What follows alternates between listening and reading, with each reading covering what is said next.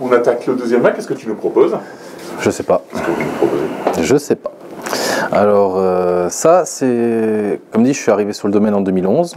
En 2013 j'ai vraiment commencé à faire mes vinifs et je voulais rapporter justement quelque chose de nouveau. Alors qu'est-ce qu'il y a de nouveau en Alsace quand tu as tous tes millésimes, tu as tout ça? C'était un peu les aides sucrières, les assemblages, les choses qu'on peut faire. Donc je me suis inspiré d'une cave qui faisait un petit assemblage Muscat, Gewürz, Pinot Gris, qui sont des vins très sucrés. Moi je suis plutôt amateur de vins secs, donc je me suis dit hop, l'idée d'assembler pourquoi pas, mais on va changer. Donc j'ai fait Muscat, Riesling, Pinot Gris. Donc là on est sur un vin qu'on a créé en 2013, je cherchais à faire vraiment un vin de copain, un vin de partage. Je suis parti du principe que j'étais encore beaucoup plus jeune à l'époque et comme tous les jeunes, on partait en soirée, on buvait du whisky, on buvait de la bière et je me suis dit pourquoi pas arriver à faire en sorte que les gens boivent du vin. Alors qu'est-ce qui est le problème du vin? C'est que c'est souvent onéreux, surtout pour des jeunes, et c'est pas forcément tout le temps plaisant, à part des vins sucrés qui font que ce soit facile à boire. Donc je me suis dit hop, moi j'aime les vins secs, je vais essayer de faire quelque chose.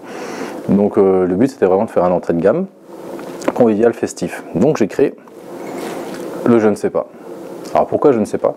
Quand tu as des invités qui viennent boire l'apéro, quand tu es entre copains, tu dis salut, ça va? Qu'est-ce que tu veux boire? Une fois sur deux, on te répond je sais pas, qu'est-ce que tu as? Écoute, pas de problème. J'ai du je ne sais pas. Après, tout le monde répond en général je ne sais pas, j'ai pas, machin truc. Si, pour le coup, j'en ai, pardon. Donc là, on est vraiment sur le côté vin festif, vin de copain, un vin de plaisir à partager à l'apéritif, avec un petit plateau de charcuterie, des tapas. Le vin frais à boire, bien frais, presque même frappé. Donc comme dit, là on est sur un assemblage Muscat, Riesling, Pinot Gris. Alors au nez, ça va vraiment être le Muscat. Il y a 50% de Muscat quasiment dedans, donc ça va être vraiment le côté fruité, parfumé du Muscat. L'entrée de bouche, la douceur du Pinot Gris, donc le côté plaisant, et la fin de bouche, la fraîcheur du Riesling. Donc là le côté appelle la soif, convivialité, festif, et voilà, il n'y a pas d'écœurement en fait avec des vins secs, donc on est sur des choses qui sont très digestes. Même le nez, tu l'as, effectivement, le Muscat. Le Muscat. Même le Pinot, tu l'as. Un petit peu, ouais. Le but de ce vin, c'est vraiment qu'au nez, il soit déjà plaisant, qui donne envie en fait. Parce que quand on rentre dans des vins un peu trop complexes, voilà, c'est ça. L'idée, c'était vraiment de toucher une population de gens qui ne sont pas forcément connaisseurs des vins. Et comment faire apprécier un vin à quelqu'un qui n'est pas connaisseur? Il faut lui donner du plaisir. Et le plaisir commence dès le nez en fait, à partir du moment où il le sent.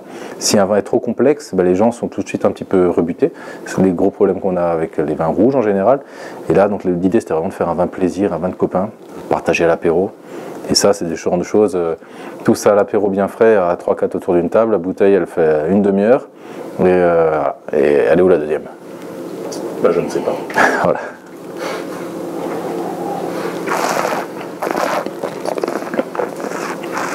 Et donc, c'est un vin qui est rentré dans la gamme maintenant? Maintenant, c'est devenu ce que je vends le plus sur le domaine depuis 2013. Ça représente quasiment le quart de mes ventes.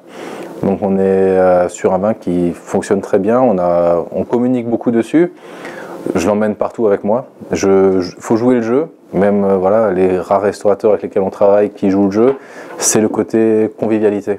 Vous avez des clients qui arrivent, qu'est-ce que tu veux boire? Je sais pas, vous avez quoi? Tenez, écoutez, ça je vous le propose, petit je ne sais pas. Ça fait rire tout le monde, ça met de la convivialité tout de suite et c'est ce qu'on recherche. Et nous, depuis, c'est vraiment le côté vin simple, vin de plaisir, parce qu'en fait, je pars aussi du principe qu'il faut savoir faire des vins, des grands vins, des beaux vins qu'on utilise sur des belles occasions, mais le vin, c'est pas que ça, c'est aussi le vin plaisir qu'on peut ouvrir un peu à n'importe quel moment. Il faut savoir faire des vins comme ça, il faut savoir accepter de les vendre aussi, ce type de vin. Il ne faut pas décrier, parce que ça reste des AOC que je revendique, etc. Mais par contre, c'est des vins plaisir, et parce que c'est aussi fait pour se faire plaisir. C'est bien ça. Et donc, à part sur une terrasse, là, on partirait sur quoi là? À nous, c'est vraiment le vin typique d'été, d'apéro. Ça, c'est sincèrement, c'est vraiment...